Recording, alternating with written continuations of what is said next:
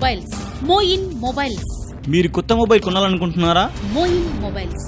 అయ్యో, మీ మొబైల్లో రిపేర్ వచ్చిందా? మోయిన్ మొబైల్స్. మీ మొబైల్లోని సాఫ్ట్వేర్ సరిగా పనిచేయడం లేదా? మోయిన్ మొబైల్స్. మీ పాత మొబైల్ ఎక్స్చేంజ్ చేయాలనుకుంటున్నారా? మోయిన్ మొబైల్స్. మీకు కావాల్సిన accessories, SIM cards, recharge cards, ఇలా మన నందికొట్కూరు మొబైల్స్ రంగంలోని ప్రశ్నలన్నింటికీ ఒకే సమాధానం. మోయిన్ మొబైల్స్. వివరాలకు సంప్రదించండి. Moin mobiles. Shop number 4-1, Potti Sriramulu circle, KG road, Nandikotkur. Cell 9346817722 మరియు 8099660606.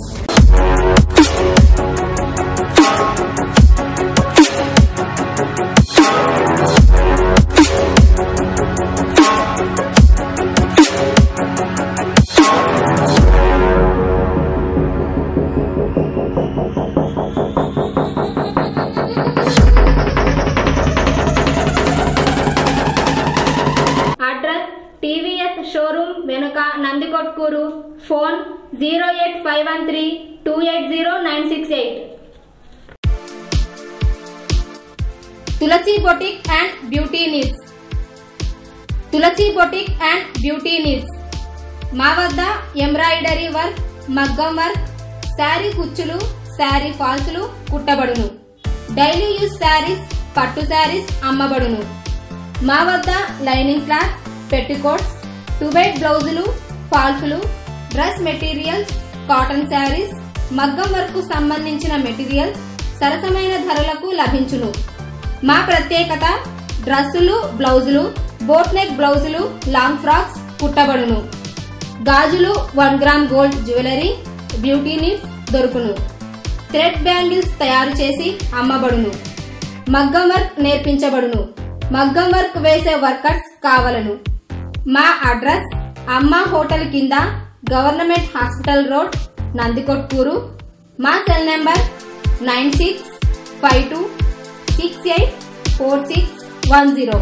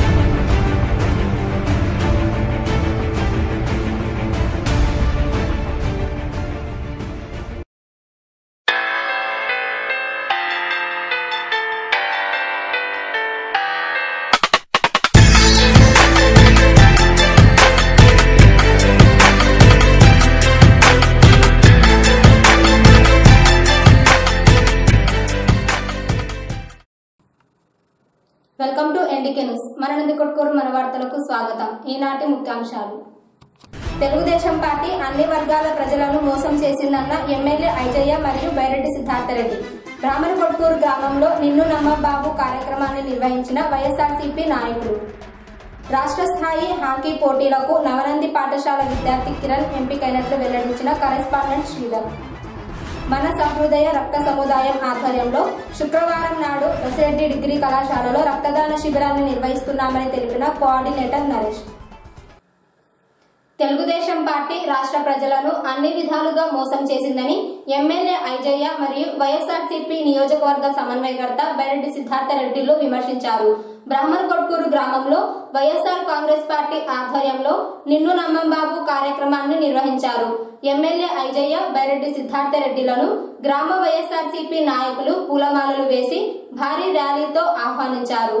ఈ సందర్భంగా వారు మాట్లాడుతూ తెలుగుదేశం పార్టీ ఎన్నికల సమయంలో 600కు పైగా అబద్ధపు హామీలను మేనిఫెస్టోలో ఉంచి అధికారంలోకి వచ్చిందని, గత 4.5 సంవత్సరాలుగా ఎలాంటి అభివృద్ధి సంక్షేమ పథకాలను చేపట్టకుండా కేవలం ఎన్నికలు సమీపిస్తున్నాయనే ఉద్దేశంతో మళ్లీ మోసం చేయడానికి ముఖ్యమంత్రి చంద్రబాబు నాయుడు గారు ప్రజల్లోకి వస్తున్నారని, అయితే ఆయన హామీలను రాష్ట్ర ప్రజలు నమ్మే పరిస్థితుల్లో లేరని, దానికి నిదర్శనంగానే నిన్ను నమ్మబాబు కార్యక్రమాన్ని నిర్వహిస్తున్నామని వారు అన్నారు.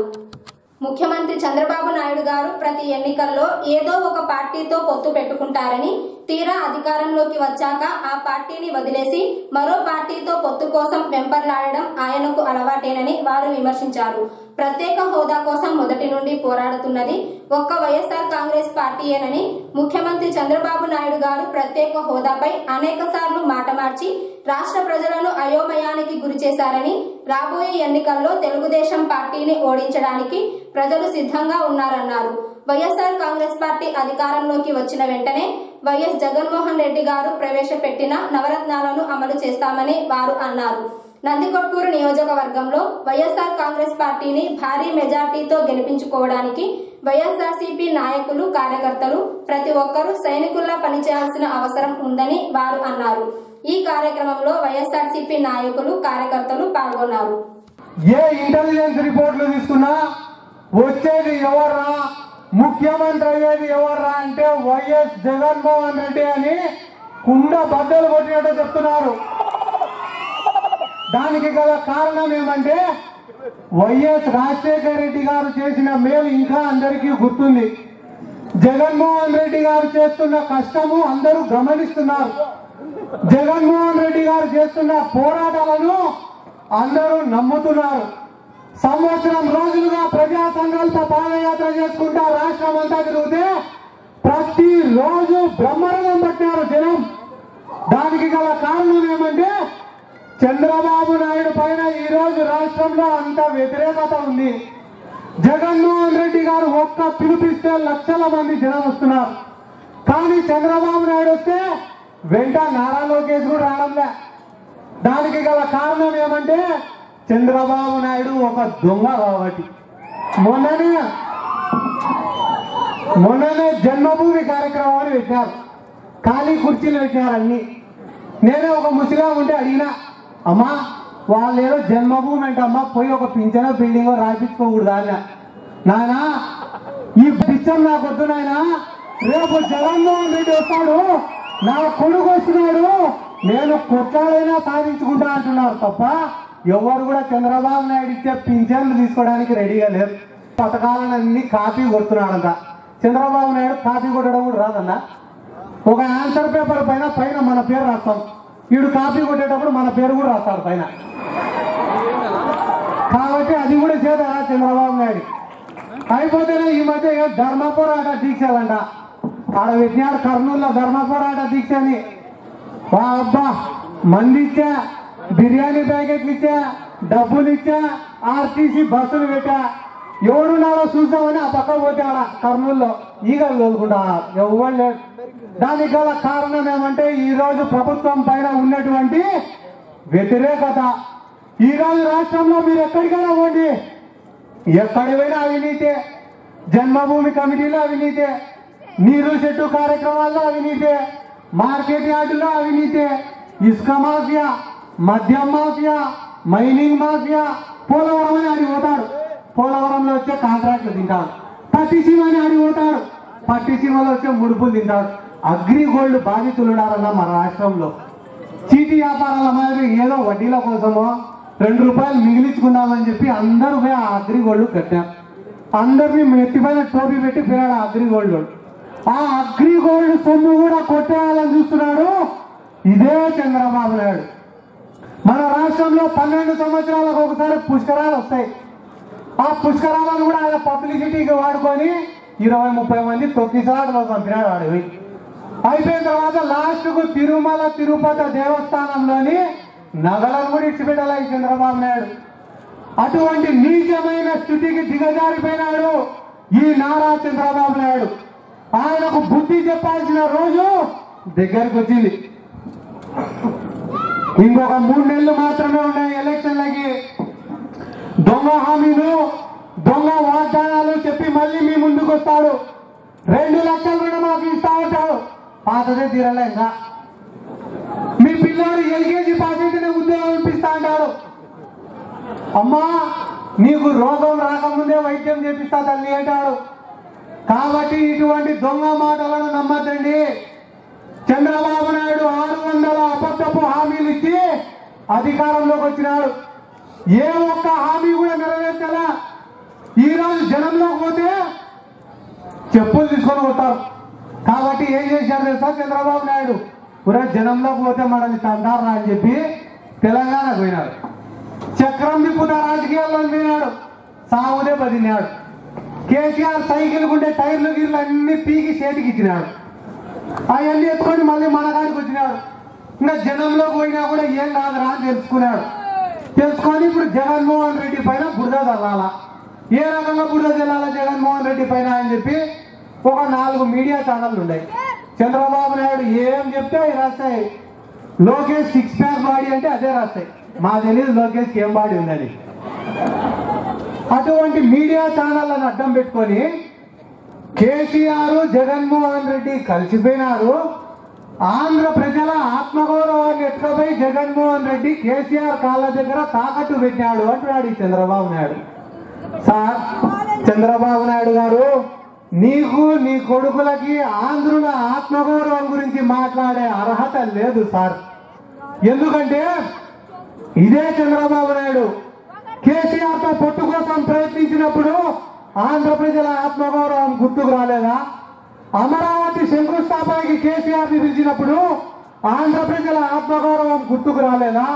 ఈయననే హైదరాబాద్ కదా ఎర్రవల్లి ఫామ్ హౌస్ లో చండీ యాగానికి కేసీఆర్ గారు పిలిస్తే కుక్క పిల్ల తోక ఊపుకునేటపోయినావే, అప్పుడు నీకు ఆంధ్ర ప్రజల ఆత్మగౌరవం గుర్తుకు రాలేదా? మన రాష్ట్రాన్ని విడగొట్టిన కాంగ్రెస్ తో పొత్తు పెట్టుకున్నప్పుడు నీకు ఆంధ్ర ప్రజల ఆత్మగౌరవం గుర్తుకు రాలేదా? ఓటుకు నోటు కేసులో ఒక దొంగలా దొరికి ప్రత్యేక హోదా నినాదాన్ని ఎత్తుకవి మోడీ కాళ్ళ దగ్గర తాకట్టు పెట్టినప్పుడు నీకు ఆంధ్ర ప్రజల ఆత్మగౌరవం గుర్తుకు రాలే. కేటీఆర్ వచ్చి జగన్మోహన్ రెడ్డిని కలిస్తే బా ఎంత జరిగిపోయా సార్, మోసం జరిగిపోయా సార్, అన్యాయం జరిగిపోయా సార్ అంటున్నాడు ఇదే చంద్రబాబు నాయుడు. ఒక్క విషయం గమనించండి, కేసీఆర్ కాళ్ళు పట్టుకునింది మేము కాదు, కేసీఆర్ సంఘనాకింది మేము కాదు, కేసీఆర్ తో పొత్తుకు ప్రయత్నించింది మేము కాదు. ఎవరు చేసినారు? కేసీఆర్, అసదుద్దీన్ ఓవైసీ వాళ్ళు వచ్చినారయ్యా మా ఇంటికాడికి. ఎందుకు వచ్చినారు మా ఇంటికాడికి? చంద్రబాబు నాయుడు లాంటి అవినీతి పరుడు, చంద్రబాబు నాయుడు లాంటి నియంత, చంద్రబాబు నాయుడు లాంటి రాక్షసుడి నుండి ఆంధ్ర ప్రజలను కాపాడాలంటే వైఎస్ జగన్మోహన్ రెడ్డి లాంటి మొగోడు కావాలని చెప్పి వాళ్ళు వచ్చినారు మా ఇంటికాడికి. మేము పోలే ఎవరింటికాడికి. అయిపోతేనే నా ఎలక్షన్లు దగ్గరకు వచ్చినాయి.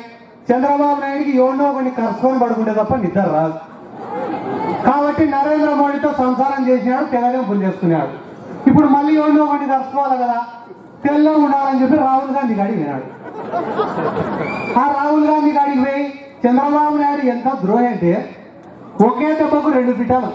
తెలంగాణలో కాంగ్రెస్ కథ సమాప్తం చేసినాడు, ఈ రోజుతో ఆంధ్రప్రదేశ్ లో కూడా కాంగ్రెస్ కథం చేసినాడు. ఏం రా అంటే ఆడ పొత్తు పెట్టుకొని దెబ్బతీసినాడు, ఇక్కడ పొత్తు వద్దని దెబ్బతీసినాడు. అయిపోయిన తర్వాత ఇంకా ఈ మధ్య కొంచెం చంద్రబాబు నాయుడు మతిమరుపు వచ్చింది, ముతిమతి తప్పినాడు. ఒకరోజేమో ప్రత్యేక హోదా కావాలంటాడు, ఇంకో రోజు వద్దంటాడు. ఒకరోజేమో మోడీకి మించిన నాయకుడే లేడు దేశంలో అంటాడు, ఒకరేమో మోడీ దొంగ అంటాడు. మేము చంద్రబాబు నాయుడు గారిని మోసాలని ఎండగడుతూ ఆయన తన విశ్వాసం కోల్పోయినాడు. కాబట్టి నిన్ను నమ్మం బాబు అనే యొక్క నినాదంతో ఈరోజు మనము ఇక్కడ నుంచి ఈ కార్యక్రమం మొదలు పెడుతున్నాము. ఎందుకు నమ్మకూడదు? సుమారుగా 40 ఏళ్ళ రాజకీయ చరిత్ర ఉందంటున్నానే చంద్రబాబు నాయుడు గారు చెప్తున్నాడు. అయినా కానీ నమ్మలేము. ఎందుకంటే ఆయన ప్రతి అడుగడుగున మోసం, దగ, దౌర్జన్యాలతో పాలించినాడు. ఇచ్చిన మాట ఒక్కటి కూడా నిలబెట్టుకోలేదు. మొట్టమొదటిసారిగా 2014 ఆగస్టు 15 స్వాతంత్ర దినమున ఇక్కడ జరుపుకున్నాడు కర్నూలులో. రాష్ట్రానికి అంతటి కలిపి 600 హామీలు ఇచ్చినాడు. మన కర్నూలు జిల్లాకైతే 150 హామీలు ఇచ్చినాడు. మీరు దయచేసి ఆలకించండి, వినండి. ఒక్క హామీ కూడా నెరవేర్చలేదు. అందుకు మనము ఎవ్వరం కూడా చంద్రబాబు నాయుడు గారిని నమ్మం. ఎందుకంటే అడుగడుగున మోసం. ఆయన నమ్మితే మోసం పోవడం ఖచ్చితము. ఆయన నమ్మితే శాపం తప్పక మనకు వస్తుంది. ఆయన అంటేనే ఒక శాపం, ఆయన అంటేనే ఒక ఐరన్ లెగ్గు. ఎక్కడ ఆయన అడుగు పెడితే అక్కడంతా నాశనం. ఆయన ఈ కరువు అనేది కవల పిల్లలు, ఆయన మోసం అనేది ఒక కవల పిల్లలు, ఆయన అబద్ధం అనేది కవల పిల్లలు. వైఎస్ రాజశేఖర రెడ్డి గారి పాలన చూసినారు మీరు. అత్యంత భారతదేశ చరిత్రలో అత్యంత ప్రాముఖ్యత కలిగినటువంటి అత్యంత ప్రధానమైన అతి ముఖ్యమైన ముఖ్యమంత్రి గారు వైఎస్ రాజశేఖర రెడ్డి గారు. ఆయన రాజ్యం అయితే స్వర్ణ యుగములో ఉండేదని అందరూ చెప్తున్నారు. ఆయన కుమారుడు, ఆయన ఒక దేవుడిలాగా మనం అందరం పూజించినాము. ఎందుకంటే ఆయన చనిపోయినప్పుడు ఎంతమంది చనిపోయినారో మనకు తెలుసు. అటువంటి దేవుని కుమారుడే ఇప్పుడు వైఎస్ జగన్మోహన్ రెడ్డి గారు. కాబట్టి గుర్తుపెట్టుకోండి, ఖచ్చితంగా వైఎస్ రాజశేఖర రెడ్డి గారికి అడుగుజాడల్లో నడుస్తాడు, మాట తప్పడు, మడిమ తిప్పడు. ఏదైతే మనం నవరత్నాలలో ప్రకటించినామో అవన్నీ తూచా తప్పకుండా ఖచ్చితంగా మనం పాటిస్తామని చెప్తున్నాము.